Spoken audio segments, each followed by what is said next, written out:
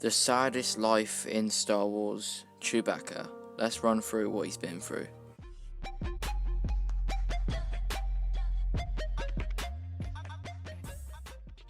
So in timeline order, the earliest we see Chewbacca is in the Clone Wars, where he is 180 years old. So before I even mention anything we have seen of him, it's likely he has experienced a lot of hardship beforehand. So we see him in the Clone Wars arc, where Ahsoka himself and a bunch of Jedi Padawans are captured by Trandoshans, the ultimate enemies of Wookiees, so he was likely given a very hard time on his way to the island that they were dumped on. Chewbacca manages to escape with the help of many other Wookiees coming in, and obviously Ahsoka and the Jedi Padawans fighting the Trandoshans, taking a pretty big beating. And if we're being honest, Chewie was just used for his brute strength, and that's a common theme in his life, which is quite sad. Like, in combat, whenever they fight, he's never really used for his intelligence or his technical ability unless it's piloting. When it's hand to hand, he's just the big guy that whacks people, which, you know, maybe that gets to him sometimes because he wants to be more than that, because when he gets a beating from people that are skilled fighters, that would get to him.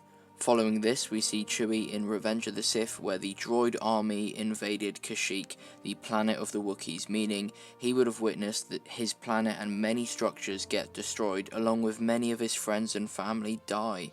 And this battle was completely irrelevant too, because midway through it, the Republic transitioned into the Empire as Sidious was in control of both sides, so no matter what, the Wookiees were going to lose, and Chewbacca lost the Battle of Kashyyyk obviously, and he had to say goodbye forever to one of his closest friends, Yoda, as he escaped following Order 66.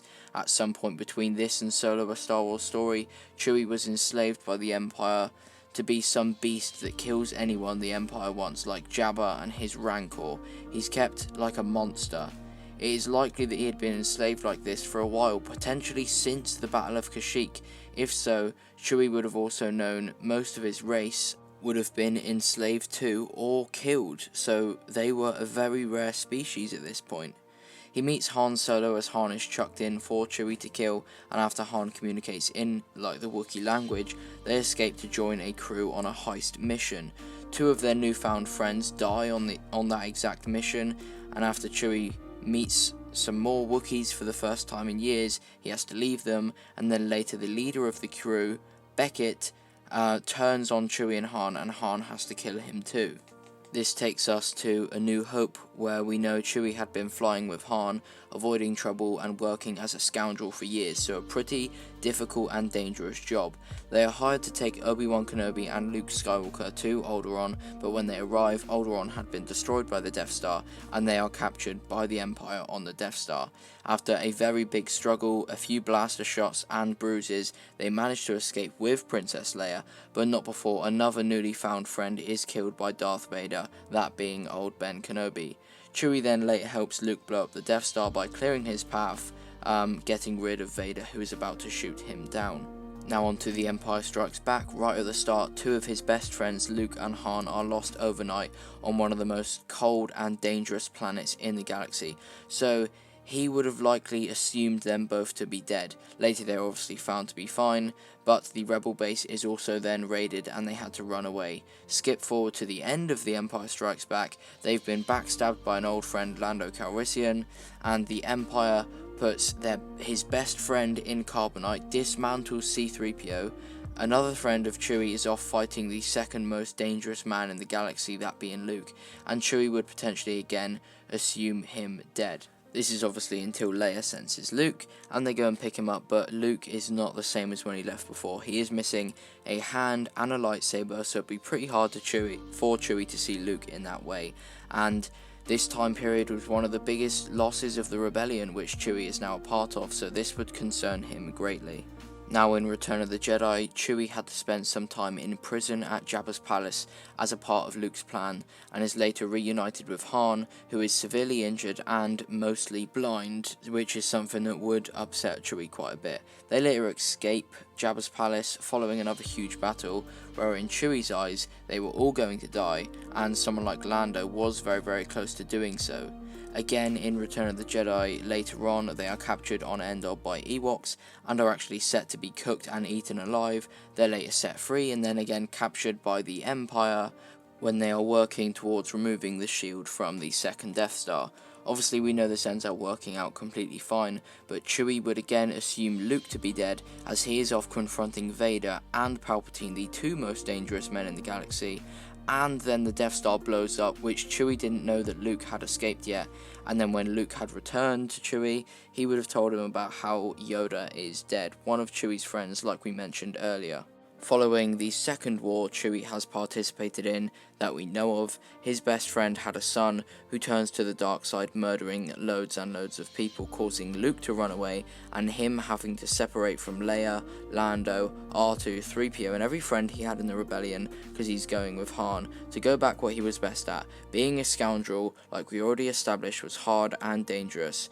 They lose their beloved Millennium Falcon at some point too, and witness the First Order take over the galaxy.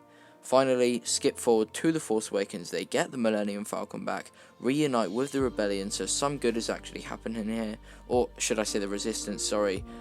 So things are going a little well. Until, of course, another new friend of Chewie, Rey, is captured and potentially would have been assumed dead by Chewie. They later go and save her, but Kylo kills Han, Chewie's best friend, and we can see how upset he is by this. Now, onto The Last Jedi. Chewie is now fighting for the Resistance because it's what he wants to do, not because he has to stick with Han, and the Resistance is nearly destroyed many a time in this movie, and Chewie would be at an all-time low because they call for help from anyone in the galaxy, and no one comes. Until Luke Skywalker then returns to save the day, as this is one of Chewie's best friends, so this is pretty good. Until we realise he isn't actually there, still does die, and this is the third closest friend Chewie's had on screen that is not a Wookiee that has died: Yoda, Han, and Luke. And lastly, the Rise of Skywalker. Palpatine returns, the Final Order rises.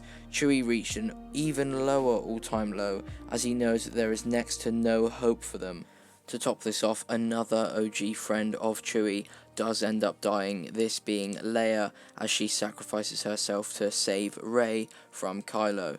To be honest, I don't know how Chewbacca kept going here and didn't just give up, but they do finally overcome the Final Order as he goes with Lando, one of his last OG friends, to gather people of the galaxy to get help, and once they win the battle, he gets his medal from Maz Kanata.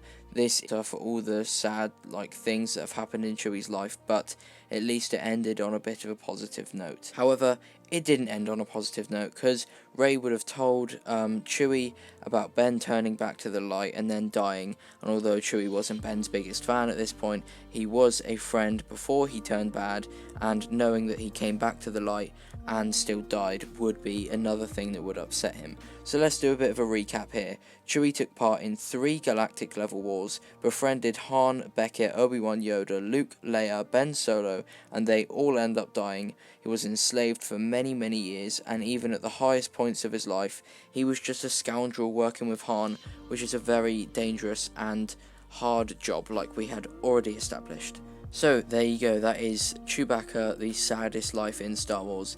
In my opinion, let me know who you think the saddest life in Star Wars is. Maybe it's Obi-Wan or something like that, and I could do a video on Obi-Wan if you wanted, or whoever you think has the saddest life. Just let me know in the comments. Now, that is going to be the end of the video, so I really want to give a big thank you for 5,000 subscribers. That is so crazy to me, and you know what that means. The 5k special that I've been going on about for so long is coming soon. I don't know how soon, because it depends on other people, like I've said, but it is definitely coming, and hopefully I can get it out before I reach another milestone, say, for example. But yeah, if you enjoyed, please comment, like I said, who is the who has the saddest life, and if you want me to do a video on them. Thank you for watching.